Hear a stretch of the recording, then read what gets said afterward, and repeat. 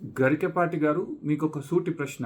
అసలు మీకెందుకు ఇంత కసి? పేద వర్గాలపైన, బడుగు బలహీన వర్గాలపైన ఇంత కసి ఎక్కడ?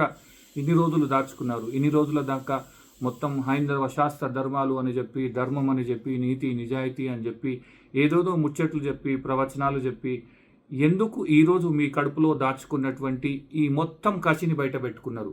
ఒక పేద విద్యార్థి, బడుగు బలహీన వర్గాల విద్యార్థి ప్రభుత్వ పాఠశాలలో ఖాళీ కడుపుతో, చిరిగిన పుస్తకాలతో, చిరిగిపోయిన దుస్తులతో చదువుకుంటే మీకెందుకు ఇంత కడుపు మంట అవుతున్నది? ఈ ప్రశ్నకి సమాధానం చెప్పండి. మీ జీవితంలో ఎప్పుడైనా ఒక పూటనో 2 పూటలో ఆకలి, కనీసం ఆకలి ఎట్లుంటుందో మీ కడుపుకు తెలుసా?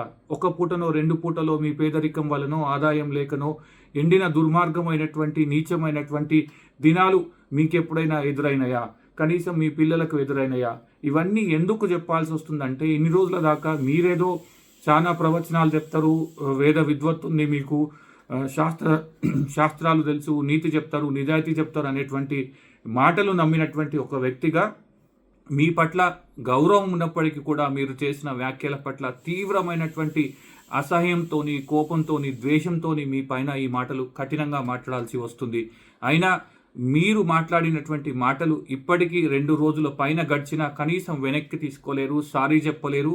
అది మీకున్నటువంటి ఈగోకి, మీకున్నటువంటి అహంకారానికి ఒక నిదర్శనంగా చెప్పవచ్చు. ఎందుకంటే ఒక మాట అంటారు కదా, బాగా చదువుకుంటే అహంకారం వస్తుంది అని చెప్పేసి, అది మీకు కూడా వచ్చినట్టున్నది. దయచేసి వెంటనే బలహీన వర్గాలు, పేదలు, ఎస్సీ ఎస్టీ గిరిజనులు, అగ్రవర్ణ పేదలు ఈరోజు ఎంత దుర్మార్గమైనటువంటి పరిస్థితిలో ఉన్నారు. వారికి ప్రభుత్వము పెట్టేటువంటి పొద్దుట ఉప్మనో, మధ్యాహ్న భోజన పథకమో, లేదంటే మీరు అన్నారు కదా ఆ గుడ్డు మీకు పెద్ద సమస్య అయినట్టున్నది, ఆ గుడ్డు మాత్రమే పౌష్టికాహార మార్గము గరికపాటి గారు. అయినా మీరు మాట్లాడిన దాన్ని కేవలం మీ ఇండివిజువల్ కామెంట్స్ లెక్క నేనైతే చూడడం లేదు. మీలాంటి వ్యక్తులు, మీలాంటి వ్యవస్థలు, మీరు ఏ వ్యవస్థనైతే రిప్రజెంట్ చేస్తున్నారో ఆ వ్యవస్థ పేదల విద్యార్థుల పైన, పేదల భవిష్యత్తుల పైన చేస్తున్నటువంటి ఒక సిస్టమేటిక్ ఏమంటారు అటాక్గా చూస్తున్నా నేను. ఎందుకనంటే మీరు ఒక మాట పదే ఆ 2 నిమిషాల వ్యవధిలో చెప్పినారు. ప్రభుత్వాలకు ఏం పనండి, కేవలం చదువు చెప్పాలి, పుస్తకాలు ఎందుకు ఇస్తారు, గుడ్డెందుకు పెడతారు, బువ్వెందుకు పెడతారు, అసలు దుస్తులు ఎందుకు గుట్టిస్తారు అన్నారు. మరి ఏమనుకుంటున్నారు? పేద విద్యార్థులు సచ్చినా సరే పాఠశాలకు రావాలి, కానీ బువ్వ పెట్టనంటారా? బట్టలు వేసుకోకుండా పక్కన కూసుండి చదువుకోవాలంటారా? లేదంటే చిరిగిన పుస్తకాలు లేకుంటే వాళ్ళు తాళపత్ర గ్రంథాలు తీసుకొచ్చి తాటాకుల మీద రాసుకొని చదివే మళ్ళీ వెనక్కి తిరిగి తీసుకుపోయేటువంటి ఆదిమవాసి కాలంలోకి తీసుకుపోవాలనుకుంటున్నారా? అయినా మీరు ఒక మాట అంటున్నారు కదా, ఏది నా వీడియోను ముఖ్యమంత్రులు చూస్తారు, ఆ ముఖ్యమంత్రులకు నేను చెప్తున్నా ప్రభుత్వాలు ఇవన్నీ బంద్ చేయాలని. అసలు మీకెవడు అధికారం ఇచ్చిండండి? మీరేదో 4 ప్రవచనాలు చెప్పుకొని కాలం వెళ్ళ తీసుకోక ఎందుకు ఇదంతా ఈ పేద విద్యార్థుల పైన, గ్రామీణ విద్యార్థుల పైన మీకెందుకు ఇంత కసి ఉన్నదో మీరు స్పష్టం చేయాలి. పైగా ఒక్క బాటను మీరు చెప్తే బాగుంటుంది. మీరు కానీ మీ పిల్లలు కానీ ప్రభుత్వ పాఠశాలకు ఎప్పుడైనా పోయినారా?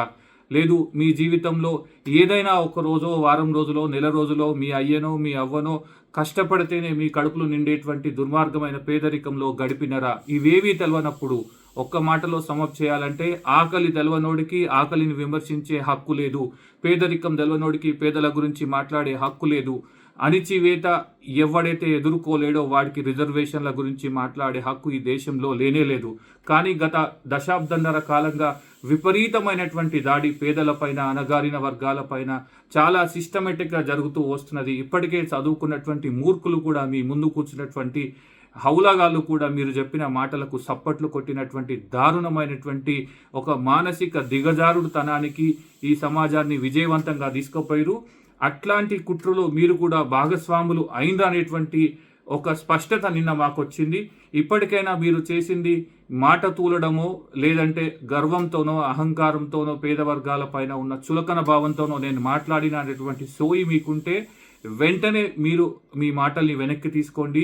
వీలుంటే మీరు పెద్ద మనుషులు, పెద్ద అనేటువంటి మాటను పదే చెప్పుకుంటారు కాబట్టి ఆయా వర్గాలకు సారీ చెప్పండి. అన్నిటికంటే ముఖ్యంగా మీరు ప్రతిరోజు ప్రవచించి వల్లె వేసేటువంటి హైందవ సంస్కృతి ప్రకారం, హైందవ ధర్మం ప్రకారం అన్నదానము, విద్యాదానము అన్నిటికంటే గొప్పది. ఇదే మాటను మీరు లక్షల సార్లు గతంలో చెప్పినారు. కాబట్టి మీ మాట కన్నా మీరు కట్టుబడి ఉండి, మీరు నమ్మేటువంటి, మనం నమ్మేటువంటి హైందవ ధర్మానికి గౌరవం ఇచ్చైనా ఈ అన్నదానం పైన, విద్యాదానం పైన మీరు చేసినటువంటి అపత్ర దానం గురించి కానీ లేదంటే అరాచకమైనటువంటి వ్యాఖ్యలను వెంటనే వెనక్కి తీసుకుంటే మీరు ఇన్ని రోజులు సంపాదించుకున్నటువంటి గౌరవానికి కొంతైనా అర్థం ఉంటుంది.